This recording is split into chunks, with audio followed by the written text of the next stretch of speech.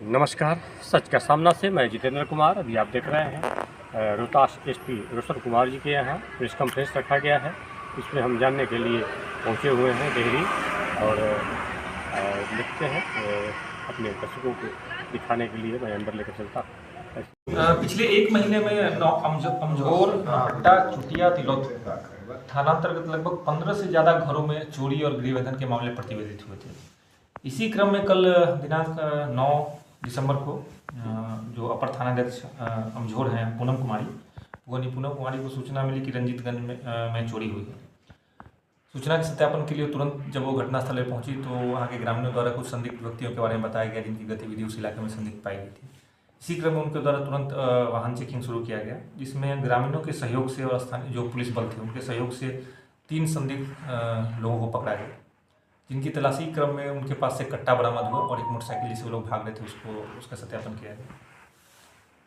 जो तीनों पकड़े गए वो नाबालिग थे, लेकिन जब उनसे पूछताछ किया गया इसके बारे में तो उनके द्वारा बताया गया कि नौहट्टा, चुटिया, अमझोर, तिलौथू इलाके में जो पिछले एक महीने में चोरी हुई है उसमें उनकी संलिप्तता थी और उसके संबंध में वैज्ञानिक साक्ष्य मिले उस इलाके में उनकी गतिविधि के संबंध में।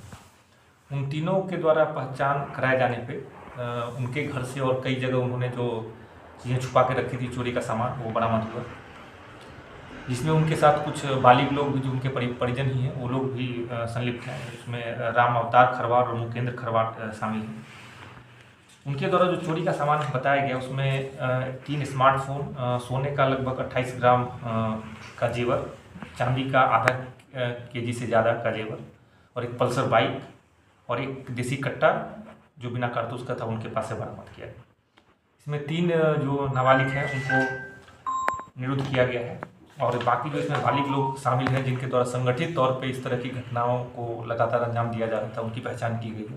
उनके विरुद्ध आज सुबह में भी अनुमंडल पुलिस पदाधिकारी डेहरी 2 और अनुमंडल पुलिस पदाधिकारी डेहरी 1 के द्वारा 10 थानों की टीम बनाकर उस इलाके में छापेमारी की गई है। उनके घरों को सर्च किया गया, लेकिन जो घर के सारे बालिग सदस्य थे वो फरार पाए गए।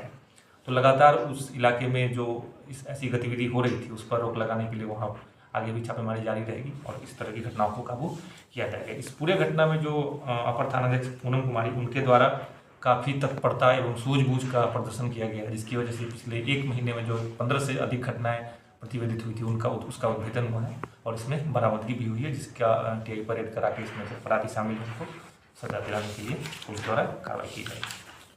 सर क्या ये गिरोह बनाकर काम कर रहे थे? हाँ, ये कुछ रहने भी इसके नहीं, ये संगठित गिरोह है। इसके परिवार के जो बालिग लोग हैं वो भी इसमें शामिल हैं। उनके द्वारा ही बच्चों का इस्तेमाल करके इस तरह की घटनाएं कराई जाती हैं और ये लोग रात में जो खाली पड़े घर हैं जो अलग हैं उनमें चोरी की घटना को अंजाम दिया जाता है और आमतौर पे नाबालिग बच्चों को देखकर लोग शक भी नहीं करते हैं कि इस तरह की घटनाएं कर रहे हैं, जिसका इनके द्वारा फ़ायदा उठाया जा रहा था, जिसकी पहचान अब की गई और ऐसी घटनाओं को रोकने के लिए हम तत्परता से काम करें।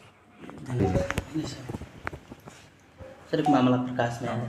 ये सासाराम मुफस्सिल थाना का ये कांड है जो दिनांक 6 नवंबर को प्रतिवेदित हुआ था, जिसमें राहुल पाठक जो भोनपुरवा के रहने वाले हैं उनके साथ मारपीट कर उनका मोबाइल एवं 2500 रुपया छीन लिया गया था, जिस संबंध में सासाराम मुफस्सिल कांड संख्या 463/24 दर्ज किया गया था।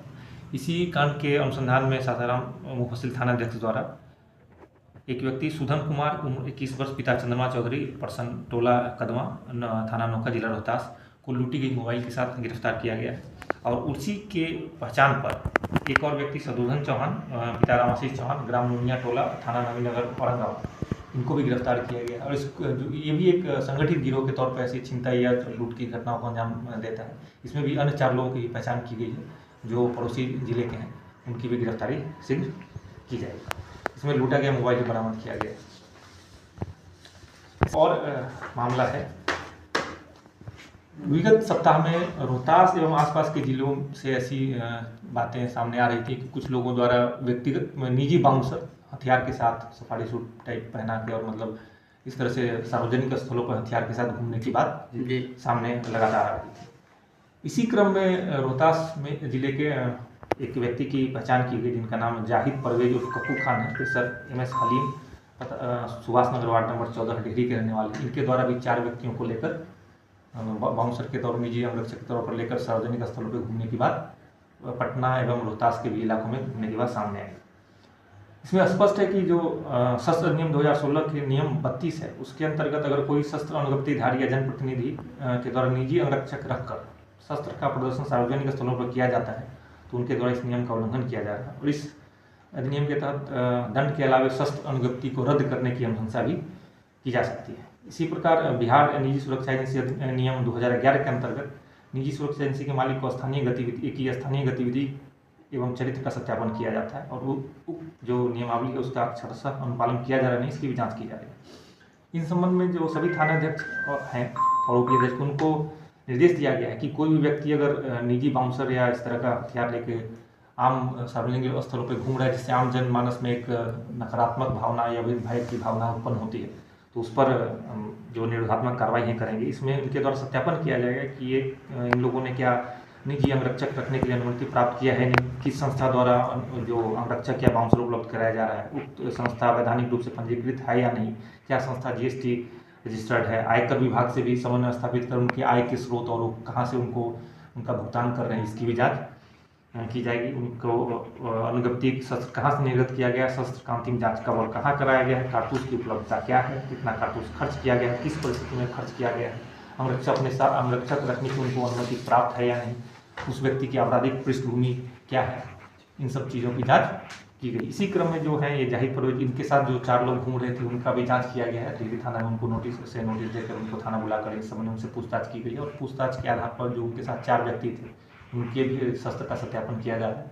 जिस जिले से उनको शस्त्र निर्गत किया गया उस जिले से भी पत्राचार करके उनके शस्त्र की अनुज्ञप्ति की विस्तृत जाँच की जा रही है। इनके आय का स्रोत, इनकी आपराधिक पृष्ठभूमि और सभी चीज़ों का जाँच किया जा रहा है। इस संबंध में एक विस्तृत रिपोर्ट बनाकर जो संबंधित विभाग है जो इनके आय एवं अन्य स्रोतों की जांच करेगा और इस पर अक्सर कार्रवाई करेगा। इस संबंध में कार्रवाई की जाएगी। अगर आप उनके साथ कहीं घूमते हुए पाए जाते हैं, किसी भी स्थल पे आपकी उपस्थिति पाई जाती है तो इसमें जो भी कानूनी कार्रवाई होगी उसके आप कठोरतम कानूनी कार्रवाई के भागीदार होंगे और उस समय फिर आपके लिए कोई कानून आपकी कोई मदद नहीं कर पाएगा। इसलिए आमजनों से अपील है कि इस तरह की गतिविधियों में शामिल नहीं हो, खासकर युवाओं से अपील है।